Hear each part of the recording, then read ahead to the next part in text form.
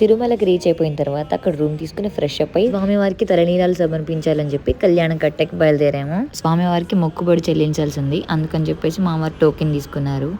తనకేమో గుండు, నేనేమో జుట్టులో హాఫ్ ఇస్తానని మొక్కుకున్నాను. ఇంకా కళ్యాణ కట్ట లోపలికి వెళ్ళేసి ఇంకా మెజర్ చేస్తున్నారు వాళ్ళు. మెజర్ చేసుకొని గోవిందా అని చెప్పేసి స్వామివారికి సగం కత్తిరించేసి ఇచ్చేసాను అనమాట.